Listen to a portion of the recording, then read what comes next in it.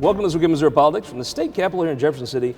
We are joined by the Senate Majority Leader, Senator Caleb Rowden. Welcome back to the show. Good to be here. Let's start off this week. Tragic news. I don't think there's anybody that has felt good about how we're leaving Afghanistan, but the news that there's been an actual terrorist attack by ISIS in Kabul, it really just puts a pall on your day. Yeah, no, it's been tough to watch, and I've said all along and have been vocal in my angst, and it's not because we weren't supposed to get out of the country, but it's the way in which we've done it. And clearly, Joe Biden has had a long career in public service. I said the other day, when a Democrat friend of mine was asking, well, how is he handling it this poorly? And I said, well, look, you don't be in politics for 30 years and then forget how to be a politician, right? Yeah. There's something else going on here. I think the fact that he stands in a moment like this where Marines are dying, where Americans are dying, when Americans can't get out of the country, and he stands in front of a teleprompter and just reads kind of lifelessly, that scares me. And it's not because I think the guy's a bad guy. It's not because I think the guy, has any sort of nefarious motives here. I just don't think he's able to grasp the magnitude of the moment. And that's a little scary for the country. I've always rolled my eyes I've never bought into that. Maybe Joe Biden is older or has got something where he just can't maybe do this. I have to say, I believe he cares. I believe he's a good man. Yeah. You can't start to rule that out when you see how poorly this was done, and his response there's something's not right. Yeah, when you have something like this happening in the Middle East, and you have a president that the only thing he's capable of doing is coming out and reading a statement lifelessly and walking back into his hole, that is not what the country needs right now. You have an absent vice president. You literally have no one running the country, and you have these things that you're seeing in the news, and it's just sad. I'm not rooting against Joe Biden. I want Afghanistan to work. I want us to get out of there. If that's the play that we've made, let's get out of there and let's get our folks out of there and move on. But the reality is, in some situations, you've got these people that literally want to watch the world burn and hate everything that America stands for. And so at the end of the day, part of our foreign policy strategy has to be to understand that you're either going to have to let these folks run a certain part of the country, part of the world, or you're going to have to blow them off the face of the planet. And there's really the idea now that there's some sort of middle ground as you've watched this happen. We have a naivete in America, though, that we think everybody wants to be Chesterfield or Lee Summit.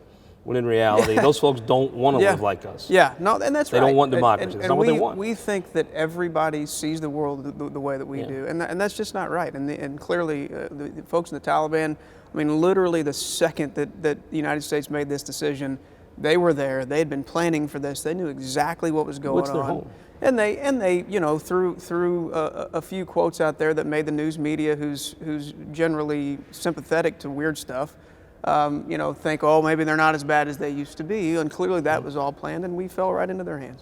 Let's talk about something you worked very hard on and saw some success in, with some school choice stuff.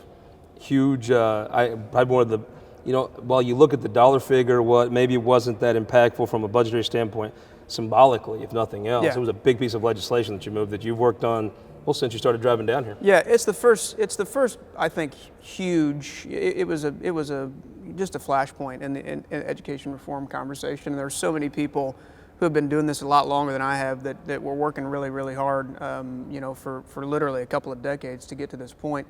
We're not done yet. There's this ongoing CRT discussion and all of these things that are happening in that space. My view of the world is, you can snap a finger and say you're going to ban CRT and it's not really going to change anything. If you want to figure out how to make sure that your kids aren't being exposed to biased, left-leaning activist teachers, you have to have as much school choice as humanly possible in the state of Missouri. That's how you give teachers, that's how you give parents and kids the chance to say, hey, we don't like what's happening here, and we're going to take our money, and we're going to take our kids, and we're going to go somewhere else.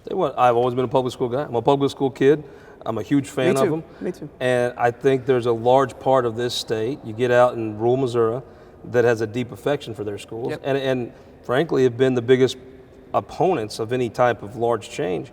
But I tell you what, between CRT, which I don't even know what that is, but whatever it is, and then between making kids wear a mask in school, I think you're seeing that support erode, and I don't know that public schools, I'm sure they think they're doing what's right, but not giving a parent a choice whether to put a mask on their kid to go to public school that they pay a hefty tax bill for. I think I think that was part of what passed that bill in the House this past year, was people pushing back on that. I think you're seeing that staunch support start to erode. Yeah, and I when I first got here, I just didn't understand the conversation, the school choice, education establishment conversation.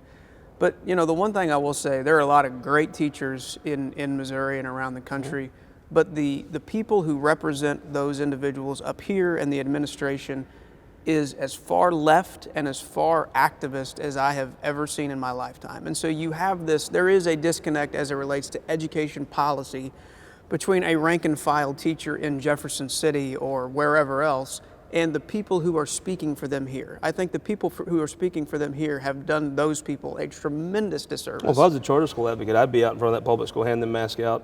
Many of you can take, That's right. You're just driving people too. And look, I've said it a million times, the fundamental flaw between the school choice education establishment conversation, because I believe in school choice, does not make me anti-public education. And so I want public education to succeed. I want to put more money in public schools. I just want that money to be accountable.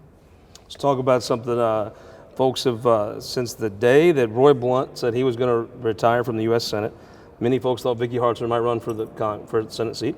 She is out running full bore, saw her at the State Fair. Everywhere I turned around, she was there. There were two people that came to the front of everyone's mind, two Calebs, you and Caleb Jones. The speculation has focused on you as of late. That is a vitally important thing. Losing Roy Blunt means this state's lost a ton of clout, a ton of ability to produce things like the Roachport Bridge right there in your neck of the woods. No doubt. You would be someone that I think a lot of people think could go and help fill that void in Washington. Where are you at in thinking about it? Yeah, we're still in process. Anybody who follows me knows we just had a kiddo, 15, 16 days ago now, and so that's just kind of put everything on hold, and we've been enjoying getting to know Theo. We've had a bunch of conversations. We went out to D.C. and talked to folks. I mean, I think at the end of the day, the 4th District, to your point, needs a governing conservative. They don't need somebody who's going to go to Washington, D.C. and have to put on training wheels for a little bit to make sure they understand where the bathroom is. You need somebody who can say definitively, hey, I was in the room when the heartbeat bill, the best pro-life bill in the country, got negotiated and passed. I was in the room when the Second Amendment Preservation Act got negotiated and passed. I was in the room when any number of pro-agriculture bills that have helped our family farmers tremendously. Regardless of who gets in the race, nobody else is going to be able to say that other than me. And so, I don't think farmers are going to forget that CAFO bill. Well, it would not have happened if you wouldn't sit in that room and made everybody say they'll fight. That's not a day I want to remember. But yeah, I think it's a big deal. I think the idea that somebody can go there and be able to plug in and be able to deliver and bring just a governing conservative mindset to the 4th District is something that it's, if we get in, which I think is still in flux, but if we do, I think we'll have the money to win, and I think we have the message and the story to win. So I guess it sounds to me like there's a lot of people that would drive you to the filing themselves, but it seems like Mrs. Rowden has the veto on all this. Well, and that's absolutely right. And we've had, I tell everybody, all these conversations we've had, if she walks in tomorrow and says you're not running, I'm not running, right? That's because none of this stuff is important enough to and you've seen so many families in politics that have gotten beat up, and I'm just not. It doesn't mean that much to me for sure. Let's talk about the vaccine rollout. I mean, Columbia did a pretty good job of balancing, health concerns with keeping things functioning. Now anywhere in the state, but especially Columbia, you can get a vaccine anytime you want it. It looks to me like the next conversation has moved to how do you convince the other half of the state to get vaccinated. I think probably a real common sense way, if that's your goal to get people vaccinated, it's going to be businesses deciding, hey, we sell hearing aids, get an older population, we want to be able to put on the wall, on the door, we're all vaccinated. Now, I think I saw a little bit of it in the House or the FRA special session. I've seen some of it online. I can't imagine in January or in December you won't see pre-filed bills that ban that practice. Yeah.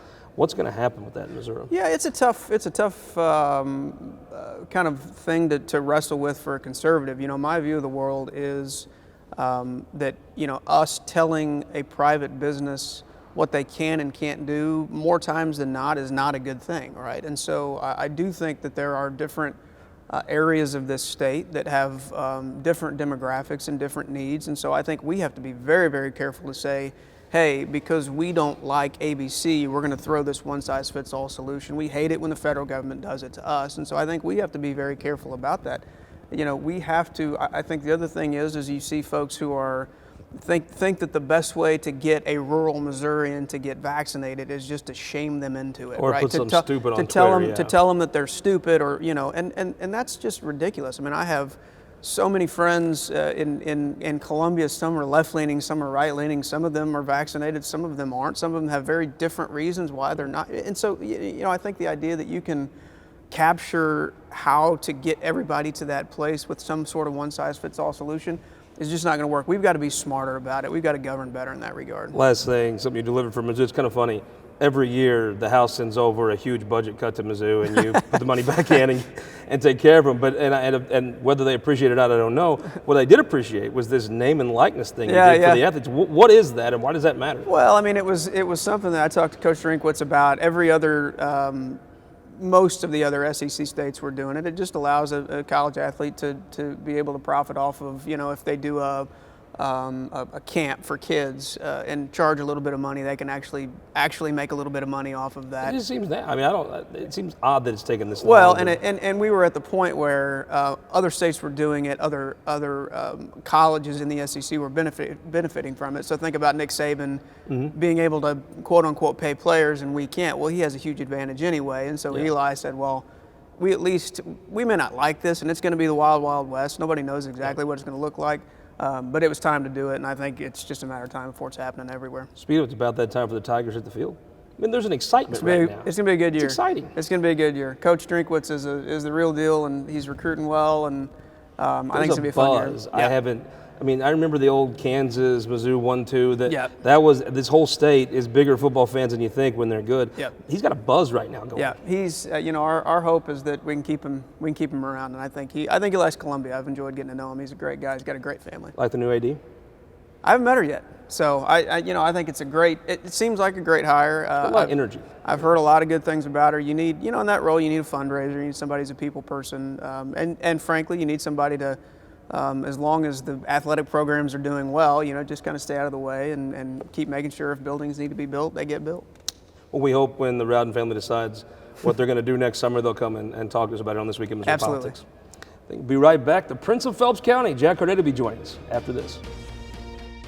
All across Missouri, our new car and truck dealers are building strong local economies. When you buy a car or truck in Missouri, you're helping to support over 20,000 Missouri families who rely on the auto industry for good-paying local jobs. You're also helping fund our communities, schools, first responders, and our roads, because dealers generate millions of dollars in tax revenue. Missouri's automobile dealers have been the foundation of our communities for generations and for generations to come. The Missouri Automobile Dealers Association, the heart of Missouri. For more than a century, the St. Louis Carpenters Union has shaped our communities. Through trusted alliances, we deliver skilled professional craftspeople while our business partners provide the kind of quality jobs that keep our economy humming. It's a blueprint that has worked since 1882. Turning Missouri into a right-to-work state stalls progress, wipes out jobs, and kills momentum. Right to work is wrong for everyone. Let's keep Missouri moving forward. Visit carpdc.org to learn more. Your energy needs are changing. That's why at Ameren Missouri, we're not waiting on the future. We're building it with the Smart Energy Plan, advancing thousands of projects across the state, helping reduce emissions through cleaner energy sources, boost reliability with self-healing equipment, and better withstand storms with new composite poles. Moving Missouri forward and bringing us all a little closer together. That's energy at work. Ameren, Missouri. Welcome back to This Week in Missouri Politics. We're joined by the Prince of Phelps County, Jack Cardetti. Welcome back to the show, sir. Thanks for having me, Scott. Jess Piper, candidate for state rep up in what Senator Hageman calls the Great Northwest. It right? is the Great Northwest. Thanks for having me. It doesn't say the Great, it says the Great Northwest. He puts it in there. He's right. Rudy Veit, someone I am so excited when you had time to be on the show. State legislator from Jeff City, the most common sense person, maybe in both houses. Welcome to This Week in Missouri Politics. You have a few things left to be learned. And James Harris, the consummate Republican. Let's start off. So the vaccine, I've heard people criticize Parson. I've heard him, it's his fault that people aren't taking a vaccine. I think the governor's job was to get the vaccines out. He did that. Now they're talking about how do you get the other, about half of the state isn't vaccinated?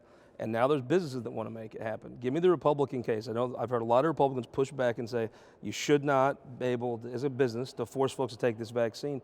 Lay that case out. Well, I think the governor's been very clear in encouraging people to get the vaccine, making it accessible, having the lottery drive. So I would say at this point, everyone who wants the vaccine can have it, and it's been very accessible.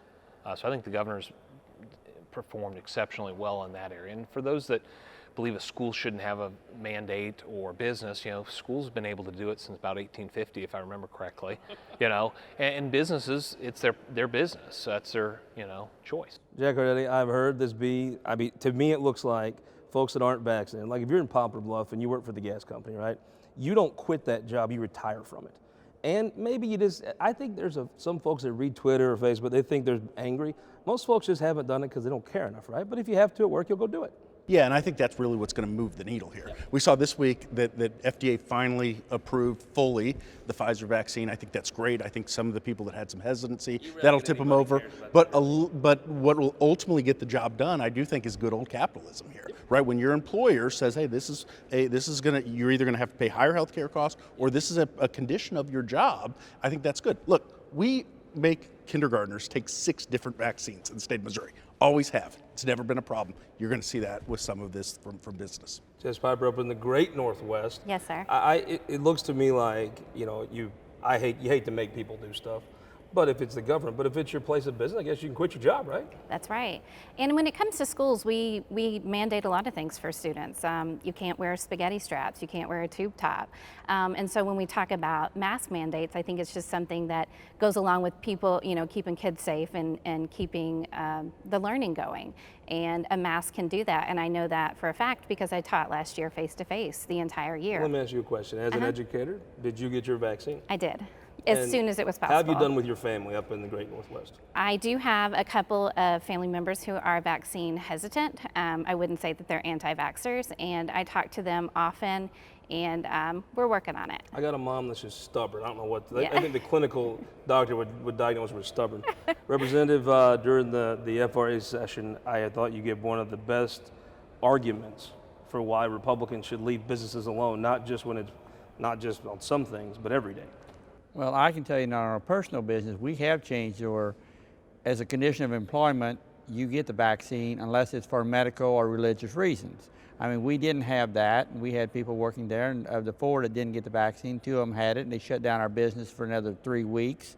We had individual employees that had to go home every night to take care of their mother or something. They had concerns about being exposed to the people who didn't take the vaccine. You had other people who have custody of their children and their children.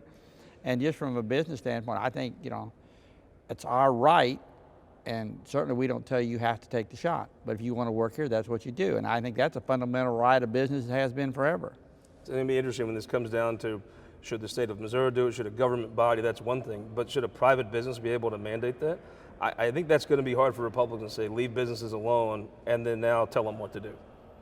Although hypocrisy's never been foreign to this particular bill. Yeah, I don't want to tell private business they have to mandate it. It's a business. Capitalism will take care of itself if we leave it alone.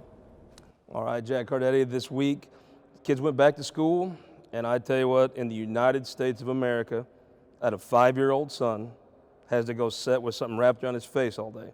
Now, I know people talk about science and all this. Little kids, we've said, isn't that susceptible to these things. And now you got school districts, not just in St. Louis, real Missouri school districts are saying you have to do this. I don't know. I think what you're going to see is where the health board now has the most right-wing person in the counties ran for it. You're going to see some school board elections now. Get ready for the crazy. We need to do whatever it takes to get kids in-seat learning this year, right? We saw last year, virtual learning, all of that. It just doesn't work, right? Our kids are behind. Whatever it takes to get in-seat learning, and with every school district, that's going to be different. Polk County, Bolivar, Missouri, governor's home county, said exactly that this week, is that if we're going to have kids in school, we're going to have enough staff there, we got to have masks, at least to start the year. I saw the Soros people say that, but really, the governor graduated from Wheatland, which does not have a mask order. James Ayers, I mean, it is I very seldom get radical. I walked into the school district as Mike's here boy. I walked out as Connie's here boy. I think it's fine if you want to send your kid with a helmet, right? You want to send your kid wrapped in bubble wrap. I don't know that you need to make a 5-year-old little kid try to learn how to read and write with something wrapped around his head. I would agree, and if parents want to have extra precautions, they should do so. But most of these kids, I have a 4-year-old, I have an 8-year-old. Their nose starts running, their snot going, they're taking them on and off. To say these are N95s, they're not. So we're kind of, I think, this political window dressing, and we forget with some kids that have dyslexia and other learning problems. If the teacher's got a mask on, it impedes their learning abilities. My son's dyslexic, and last year the teacher wearing the mask, I could tell it was impacting his ability to really listen to what she's saying. And so there's a balancing act here. I'm a huge local control guy. I think the governor's did a great job letting local places decide how they want to do these mask ordinances.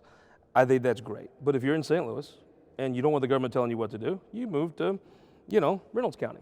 The government ain't gonna tell you what to do as much. But a little kid, he ain't got no choice. And the sad thing is no one stands up for the kids. But masks can be the same approaches we take in mandating vaccine.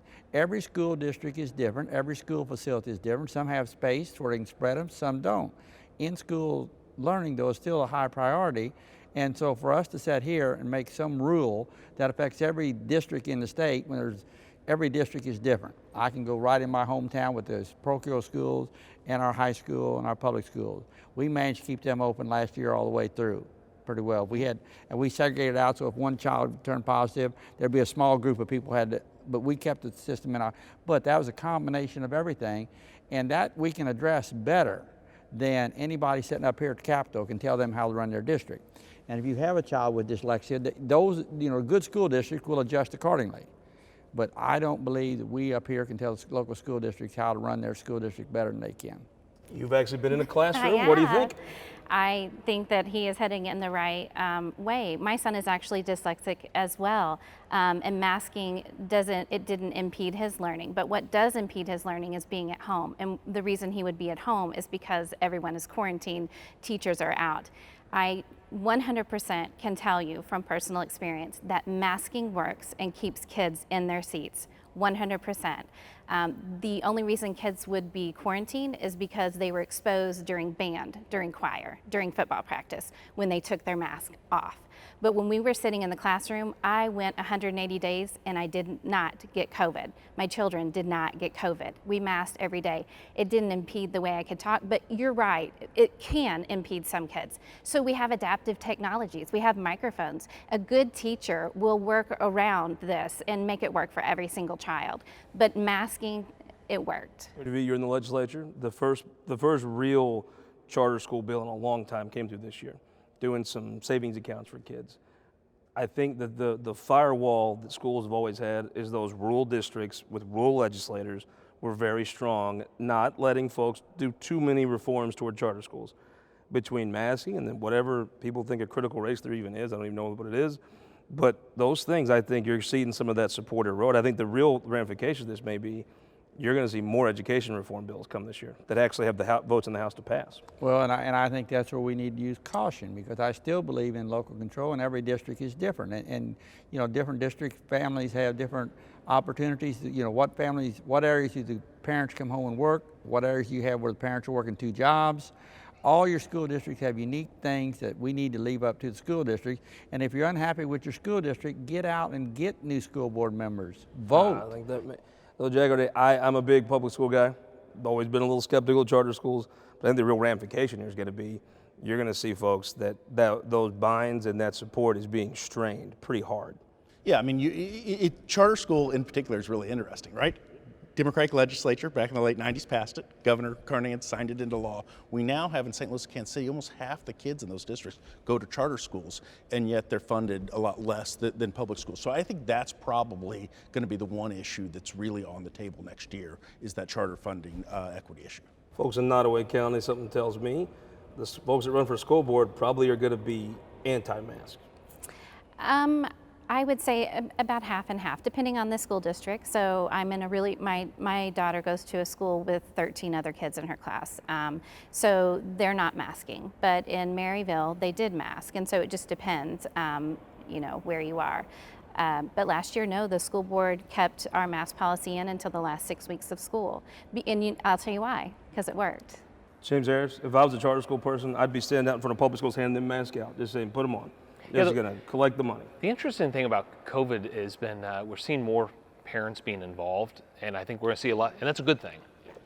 Let's talk about the political politics of this. Eric Schmidt filed a lawsuit in Columbia to try to end the mask mandates around the state for the school. Maybe make it optional if you want to send your kid in a mask. Well, I don't know, you're the political guy, but it seems like good politics if he can win that. You know, I think it probably is good politics for him if he can win it. Well, I mean, if you're Eric Schmidt in that primary, and nobody in the state's done a thing for these kids with this stuff wrapped around their head, he steps in and saves them. That's going to be a heck of a boon, right? He's not going to win that lawsuit, though. Here's the difference. Over the last 50 years, when you look at Missouri Attorney Generals, Danforth, Eagleton, Ashcroft, Nixon, Koster, all of them ran fairly non-political attorney general's office, and they all won a lot of cases. Here with Eric Schmidt so far, we've seen a very political office, and he's not one. I mean, even the Cubs get 2 out of 10 hits every when they come up to bat. They're scotting in, but quite frankly, as an AG, that's not a very good average. I believe one of the major landmark abortion cases in this country was filed by the Missouri Attorney General, Mr. Webster. Correct? You'd be the barrister. I think that may be true. It'll be interesting to see what happens. I think in that Republican primary, though, if he wins that case, that's a big day for him. Or if Eric Smith wins? Yeah. If he wins the primary, yes. But your discussion about political, I am not firmly convinced that just because it's political right makes it the right thing to do. Sure. We all have to win the election, so. And it's easier to say that than it is to practice it. Jack Cardetti, with a minute left, who won the week? You know, if you ask most people, the hardest job in politics is being a big city mayor. And I think if you look over the last 6 months, really challenging environments, especially with pandemic and COVID, all that. Mayor Lucas, Mayor Jones, Mayor McClure down in Springfield, Mayor Therese, the big 4 cities in Missouri, they've really provided real meaningful leadership, and I think they've done a tremendous job in a very difficult environment. So I think they continue to win the week. Yeah, I think Missouri's well served with its mayors.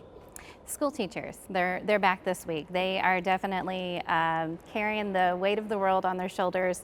They and their kiddos, you won the week. Let's go Neely baseball. Who won the week? Pardon? Who won the week? Baseball? I don't know. I'm not an expert. I mean, not the Cardinals. No, we didn't. Who won the week, James? I would say members of the U.S. Armed Forces. We're seeing this week they're in a very challenging situation, and they're doing a wonderful job, and we should be all proud of them as citizens of this country. You know, you mentioned that the mayors are unsung heroes. School board members. I went to a school board meeting this week where I actually had to have a policeman escort someone out of a school board meeting. They cannot win. I do what I'm going to say, the Attorney General Eric Schmidt. I think if he's able to rip the mask off my son's face, I'm going to think I owe him a beer. Hope you'll join us next week, where I think he's going to be our guest on This Week in Missouri Politics.